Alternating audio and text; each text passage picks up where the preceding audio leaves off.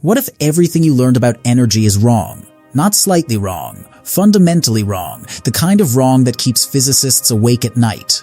Picture this.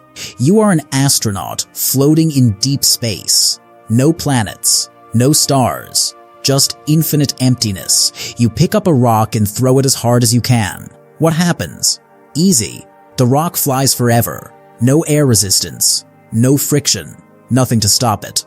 Newton said so, your teacher confirmed it, every textbook agrees, but here is the terrifying part. The rock slows down, it loses speed, it stops. Wait, that breaks everything. Where did the energy go? You want to say heat, or radiation, or something, because energy cannot just vanish. That is the golden rule, the one law nobody questions. The universe keeps perfect accounts, always. Except it does not. Under certain conditions, energy disappears. Not into another form, not into another place. It simply stops existing. This problem nearly destroyed Einstein. He could not solve it. The greatest mind in history was stuck. Then a woman appeared. She was not allowed to be a student. She was not paid. History almost forgot her name, but she discovered something that Einstein could not. She found where all the laws of physics come from. Her answer changes everything. Subscribe now, support this channel, like this video, and stay until the last second, because what you are about to learn will permanently rewire how you understand reality. You were taught that energy cannot be created or destroyed. Textbooks call it a fundamental law. Teachers repeat it like a commandment. The phrase sounds absolute. It feels like a fact about reality itself. But here is the problem. You believe this rule before you understand where it comes from. You accept it because it matches your daily experience. You push a ball and it rolls. You burn wood and it becomes heat. Nothing seems to vanish. Nothing appears from nowhere. So the rule feels obviously true. This confidence is a trap. The law works because you live in a small, stable region of the universe. Your kitchen does not expand. Your laboratory does not stretch. The background stays fixed. When the background stays fixed, energy balances. But the law does not say energy is eternal. It says energy is conserved only when the stage does not change. If the container itself grows or shrinks, the rule breaks.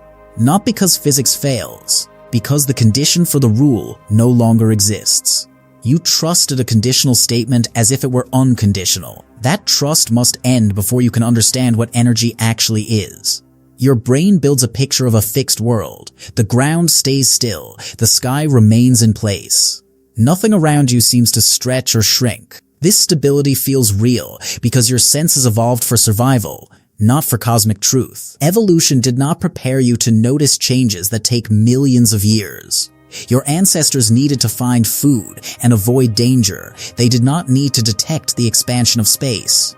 So your brain assumes the background is permanent. It ignores what it cannot use. This creates a mental shortcut. You treat space-time as a frozen stage where objects move, but the stage itself is moving. Two observers traveling at different speeds will measure different energies for the same particle. Neither is wrong. Energy depends on the observer. Everyone around you shares the same illusion. You all agree the world is stable, but agreement is not truth. 1,000 people believing the floor is motionless does not stop the universe from expanding beneath them. Reality does not require your perception to operate. It simply continues, whether you notice or not. Energy is not a substance. It is not a fluid that flows from one place to another. Physics defines energy differently than your intuition suggests. Here is the actual origin. When you perform an experiment today and perform the same experiment tomorrow, you expect identical results. This sameness across time is called time symmetry. In 1915, a mathematician named Emmy Noether proved something remarkable. She showed that whenever a symmetry exists, a conservation law follows automatically. Time symmetry produces energy conservation. Space symmetry produces momentum conservation. Rotation symmetry produces angular momentum conservation. These laws are not separate rules. They are consequences of deeper patterns. So what is energy? It is the number that stays constant when the laws of physics do not change over time. You are not measuring a thing, you are measuring sameness. You are comparing how a system behaves now versus how it behaves later. This feels unsatisfying. You want energy to be something you can hold or store, but that language fails here. Energy is a bookkeeping tool that works only when time behaves uniformly. Once you understand this, old questions dissolve. You stop asking where energy hides. You start asking whether the symmetry holds. This precision is less comfortable, but far more accurate. Think of the universe as a grid. Now imagine sliding everything on that grid forward in time. If the grid looks identical after the shift, something must remain unchanged. That unchanged thing is what we call energy. This is the core idea. You are not storing energy like water in a tank. You are detecting whether the rules repeat. When you shift a system through time and get the same behavior, a number stays fixed. That number is energy. This works beautifully for atoms, for engines, for galaxies. Anywhere the background remains steady, the translation works. The number holds. But here is where the analogy breaks. If the grid itself is stretching, the shift does not land on identical ground. You push the system forward, but the destination looks different from the origin. The symmetry fails. The conserved number no longer stays fixed. Your old intuition treats energy like a battery, full or empty, but never vanishing. This metaphor misleads. Energy is not about storage. It is about repetition. When repetition breaks, so does conservation. The structure of space-time determines whether energy survives. The objects moving inside matter less than the stage they move upon. Imagine a photon leaving a distant galaxy billions of years ago. It travels through space toward Earth. When it finally arrives, something strange has happened. Its wavelength has stretched. Its color has shifted from blue toward red.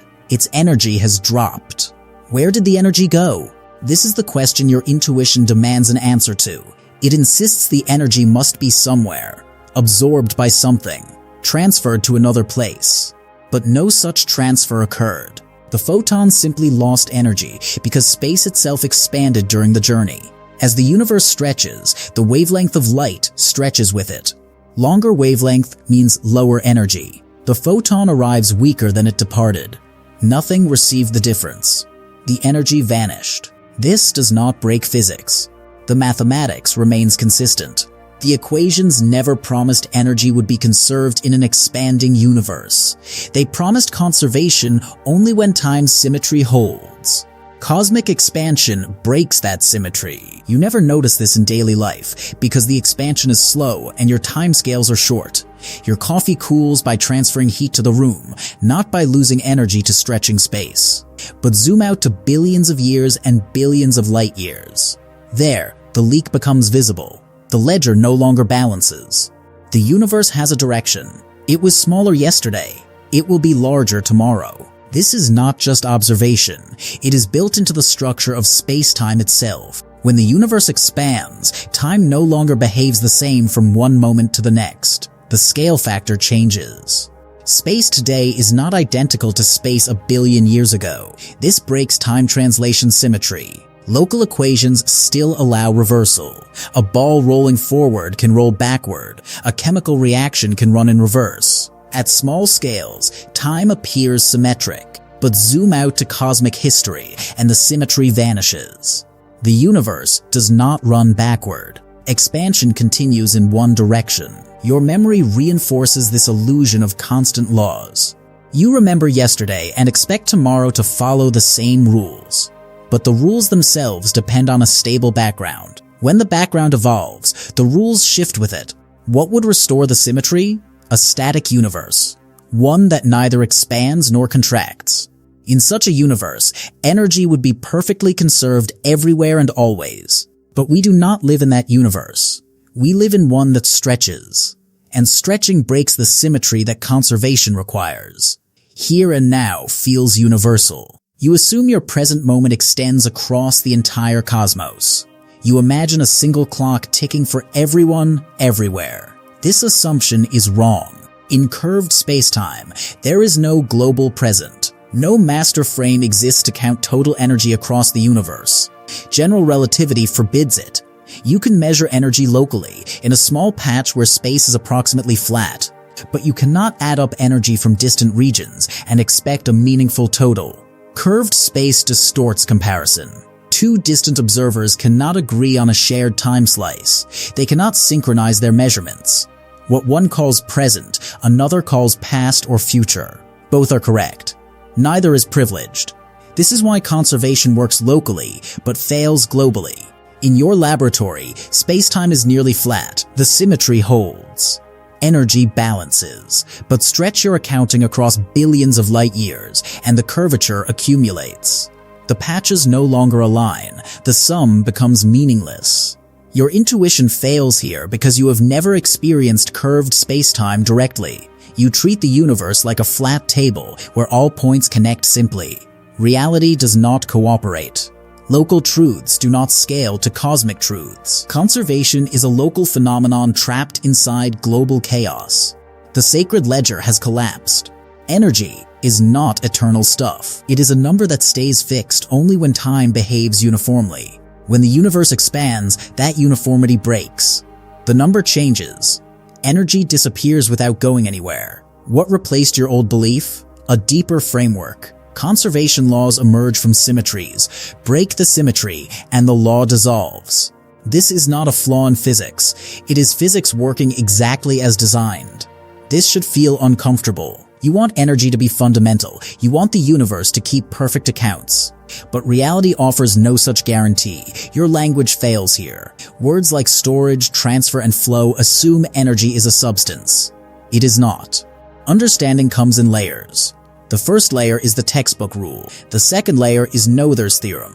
The third layer is accepting that even Noether's theorem has conditions. Certainty at any single layer is dangerous. It prevents you from reaching the next. If you feel confused now, that confusion is progress. It means you have abandoned a comfortable lie. You have not yet grasped the full truth, but you are closer than when you believed the ledger was sacred.